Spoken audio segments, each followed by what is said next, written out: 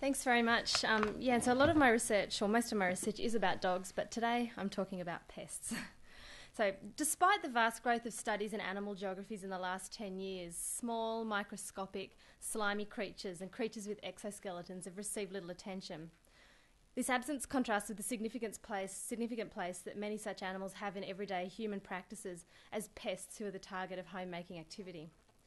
Death and the killing of animals is a further notable absence in animal geographies, as well as within geographies of home, which is a curious absence given that many of the animals that we come into contact with in this context are dead in the form of food and clothing, or will die as a result of human activities such as pest removal and even the euthanasia of loved pets. In this paper, I look at the normalised practice of pest removal within the home. Such practices are an essential component of everyday homemaking practice and are a key way that a house is maintained as a home. While the removal of pests such as flies and cockroaches seems common sense enough, it directly connects home with practices of killing that are practically and conceptually separate from the ideas of warmth, coziness and security that underpin dominant representations of the domestic sphere as a homey space. The necessary violence is ignored through the necessity of the act. In this paper, I examine advertisements from popular Australian homemaker magazines from the 1950s, 70s and 2000s to highlight the popular discourses that surround pest killing and the ways that they seek to normalise and make pest killing an essential part of everyday homemaking. So first, a brief review of the context. Views of home as a place that's separate from nature have long been central to Western cultural understandings of home as a safe, secure and comfortable space. These separations don't simply exist, but they're made through conceptual, symbolic and practical relations around nature and the material world that take place across multiple scales. Reflecting the modernist goal of separating spheres and functions, the idea of home as a place that's separate from nature has been progressively written into the city through planning processes such as land zoning, restrictions around the presence of livestock, and webs of infrastructure that regulate the flow and supply of natural resources such as energy and water. These symbolic and institutional relations with nature are supported by everyday practices such as cleaning that strengthen and secure home nature separations through the localised exclusion of undesirables such as dirt, pests and germs. In effecting this exclusion, the modern home is made to appear as a secure space that's separate from nature and the outside. Cleaning practices are a key way that nature-culture separations are achieved in home and that home is secured as a safe space. The discovery of the germ in the late 19th century was a watershed in these practices, affirming the centrality of cleaning to the maintenance of home and seeing scientific concepts of germ theory increasingly inform everyday domestic practice. The invisibility of germs, though, makes cleaning for germs a complex task, and marketing efforts have traditionally conflated visual cleanliness with an absence of germs. As Martins has argued, in a context where practitioners could not know that germs had been effectively eradicated, this priority emerged and fused in complex ways with a specific aesthetic of shiny, white, sparkling and pleasantly smelling interiors. Pest control practices have historically been bound up with germ concerns, with fly control achieving particular prominence in the mid-20th century alongside the growing incidence of polio. Yet pest animals have remained at the edge of scholarly discussions of homemaking and cleanliness. In particular, the significance of pests as visual evidence of germs in disorder has received only limited attention, a fact that's striking when advertisements for pest control products are reviewed. They foreground the germ risk in visually striking ways, and they're located within key positions within magazines. These product promotions situate pest control as a fundamental home practice, with pests a threat to senses of hominess as well as the life, health and even possibly life of residents. However, just like cleaning products, pest control products import danger in the form of toxic chemicals inside home. They also bring another more conceptual danger along the way. Death and killing, processes associated with masculinity and the outside since the earliest notions of the domestic, become a central and essential part of homemaking. The way that these tensions are managed within pest control marketing is the topic of the remainder of the paper. So in the paper, I draw on some analysis that I did of Australian homemaker magazines in the 1950s, 1970s and 2000s. I look at 4 magazines. There's the Australian Women's Weekly, which is the top-selling women's magazine in Australia across each period, and that magazine is oriented at the women's market in the traditional sense of that word, so it has strong themes across family and home. I'm looking at Australian House and Garden and Australian Home Beautiful, which were the top-selling home magazines in the 1950s. And they sort of had a very practical and applied DIY focus in the 1950s and 1970s, whereas today they're kind of very high price points, very elite, idealised homes that they're depicting. And the final magazine is Better Homes and Gardens, which is only from the most recent period and kind of does a lot of that DIY stuff that the other magazines did. So I looked at every magazine that was published in the periods 51 to 55, 71 to 75, in the early 2000s, looking at the text of all articles and editorial pieces that referred to or depicted pest animals. And so for the purposes of the paper today, looking at the communicative practices and representations that seek to make the destruction of pest animals a normal, essential and urgent task. So hopefully some nice pictures. And the pictures are all from the 1950s because the very colourful, glossy magazines didn't copy very well. So a key way that advertising constructs the killing of pests as not just morally neutral but essential is by establishing a practical asymmetry between human residents of home and pests as invaders. Ideas about disease and the dirtiness of animals are key to these depictions, with pests constructed as a threat to the safety and security of home and a particular danger to children who are represented as innocent and vulnerable. Depictions of pests such as the cockroach and fly most strongly reflect this theme. In the 1950s, flies were identified as the key organisms responsible for importing dirt, disease and death into the domestic space. As they flew into the house, landing on food, toys and rubbish bins, they were shown to threaten home safety and security by contaminating food and making family members sick. Children were depicted as most vulnerable to this fly-borne sickness, and ads highlighted specific concerns about flies' disease-carrying capacity. Public health authorities were concerned about the spread of polio at this time. But it was the product marketers that mobilised and carried this fear into the public domain by depicting flies as carriers of death rather than simply illness. These representations exist across a range of products, from fly screen-like barriers to poisons and baits. An advert for Agco Superscreens, for instance, points to the imminence of death and its place at the dinner table, the conceptual heart of the 1950s family, observing, "The filthy, annoying fly can carry death to your dinner table. Shut him out, for if he enters, typhoid and polio may be riding with him."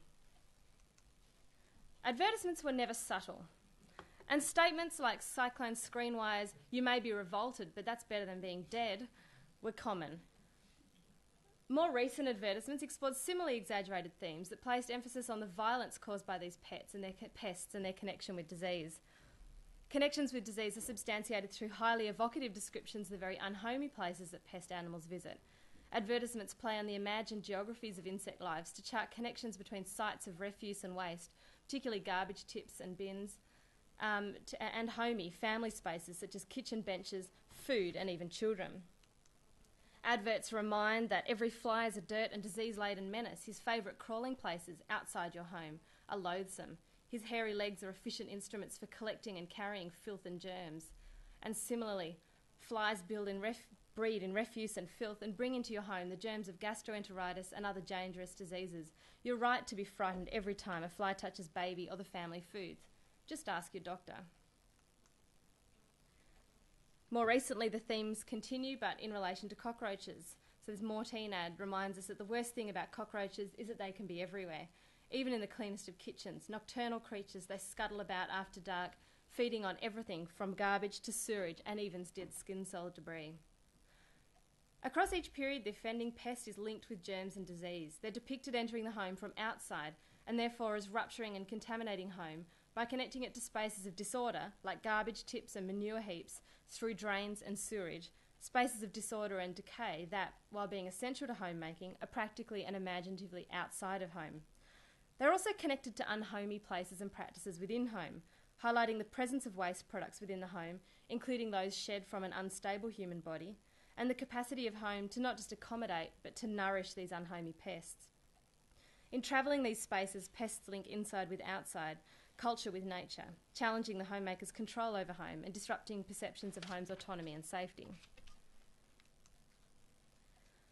A second and related technique involves the use of exaggerated and outer-scale depictions of pests that highlight their revolting, unfamiliar and abject qualities. These depictions take two key forms. The first are exaggerated, anthropomorphised and cartoonish depictions of pests such as Mortein's Louis the Fly. These representations foreground the canniness of the insect pest and its love of human spaces. The second set of representations use scientific techniques and analogies to emphasise the danger of domestic insects. These sets of ads emphasise the otherness of pests, highlighting their essential non-human nature and generating senses of disgust and horror in the human reader. Adverts play with number and scale, associating individual non-humans with a population threat, connecting visible pests with hidden hordes, and providing large-scale images of microscopic creatures. The depictions affirm that cockroaches are foreign and out of place within home by drawing on the feelings of disgust and fear that research has shown characterises human encounters with cockroaches and other invertebrates. These ads also play with iceberg representations, where one visible or even partly visible enemy is sure sign of a takeover. So an example of that is my mock-up of a 2004 ad that appeared throughout many of the magazines, with its fire engine red background and the foot and tail of a rat. In these types of ads, visual evidence of pests was connected to homes' liminal spaces, the ceilings and wall cavities and subfloor spaces that house electrical, waste and water infrastructure, and threatened to remind the homemaker of home's connection and dependence upon sites of nature and waste outside of home. The hidden parts of home are foregrounded to play on the uncanny sense these spaces and unhomey pests evoke. A third set of representations focus on the moment and practice of killing. Interestingly, although terms like killing and death are widely utilised, the practice and process of the death itself is absent. Further, the techniques suggest a killing that's largely hands-off. They don't require that people come into contact and hence conversation with the insect pests. These are purified accounts of the killing process that make the moment of contact invisible.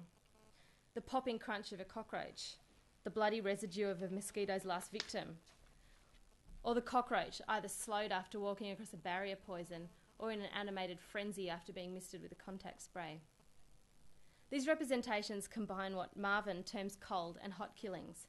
The advertisements create urgency through their evocative descriptions of pest otherness, their sneakiness and their threat to home. The motivation for killing them is underpinned by fear and disgust, but the practice and moment of death is framed as one of clinical, scientific coldness, a very modern process in which animal and human are held apart by safe, scientific, modern products. 1950s adverts emphasise the modernness of products, while more recent ads focus on the clinical and tidy nature of the process.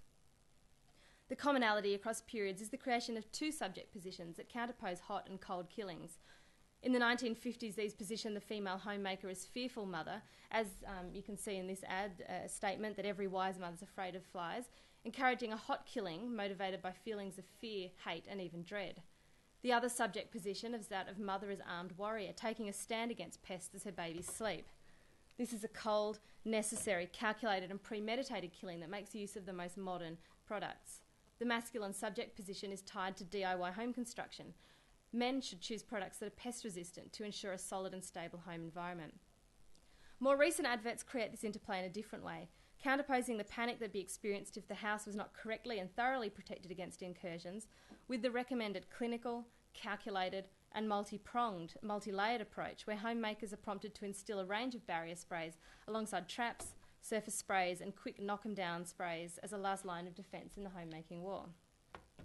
So, though not discussed here, interviews with suburban Australian homemakers connect strongly to these promotions, with residents outlining efforts to secure even garden fences from the pest threat through the use of boundary sprays.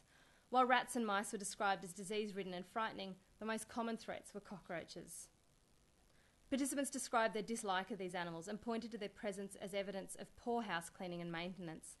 Although cockroaches themselves were felt by some people to be clean animals, they were seen to connect homes with germs from waste and to signify the presence of an unhygienic and dirty home. Jenny, for example, explained that cockroaches are filthy. They're just disgusting. They're a pest. You never know where they've been. They could have been in the sewer. They could have been eating some dog poo. And then they come in your house and touch your food. I think that's disgusting. So in that aspect, they're just unhygienic. Casey picked up on the theme of cockroaches' otherness, discussing the way that when you smash them, you see what they're made of inside and you think, oh, gross. These types of statements were common, and they read like the text from any pest removal advertisement. They confirmed the otherness of these animals to home and their position as a practical and conceptual threat to senses of home. As previous research has shown in relation to practices of cleaning and germ management, popular marketing activities have kept the pest threat at the forefront of domestic concern. The iceberg threat is perhaps the most insidious and effective of these representations, equating individual pest incursions with vast numbers of hidden pests and the disintegration of home. In these depictions, the presence of one insect pest signifies these hordes and highlights the limitations of human control over home and the easy permeability of home's borders. In this context, pests are creatures that unstitch home. They highlight the constructed and always insecure nature of boundaries between home and its dangerous and disordered outside. More than this, they also point to home's enormous underbelly, the liminal spaces that accommodate pest species within home and that allow these animals to feed off the home itself. Pests represent the inadequacies of homemaking and cleaning activity, signifying the presence of dirt within home and the dirtiness of the human itself. Thank you.